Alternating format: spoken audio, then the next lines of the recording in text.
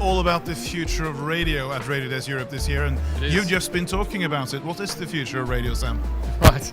Look, I've just did a presentation upstairs and the topic was the future of radio. And look, I picked up on the themes that I think everyone's talking about this year.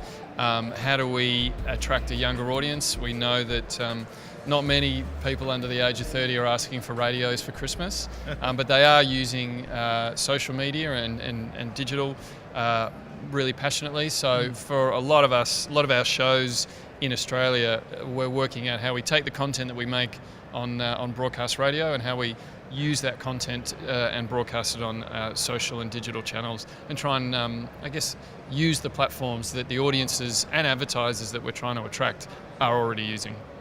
Are you approaching this in any different way than we do up here in Europe? Approaching it in a different way.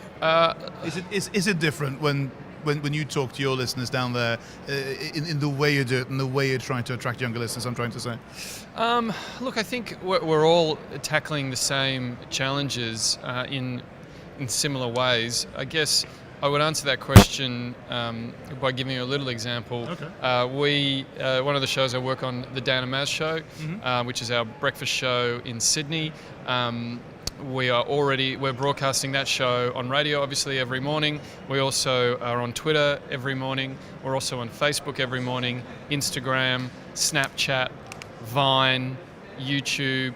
We have a danandmaz.com website that we use every day. You need another hand. Yeah, maybe. And there's another one, Spotify. We have a Spotify profile as well, where we put our playlists. So we've got about 10.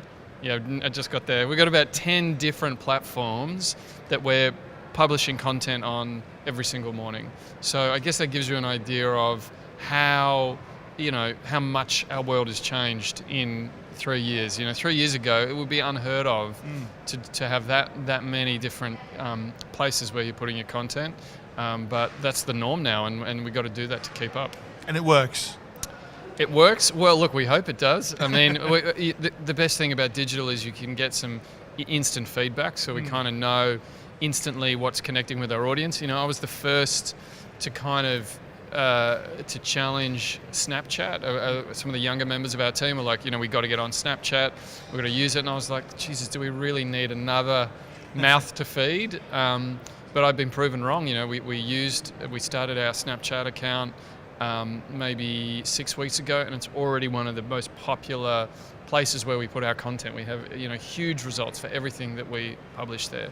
So some things work better than others, but the best thing about digital is you're able to see instantly what's connecting and what's not, and you're able to adjust and kind of just learn from what the audience is telling you. Excuse me for asking, but how many people do you have then to deal with these 10 different outlets of the breakfast show? No, that's a great question.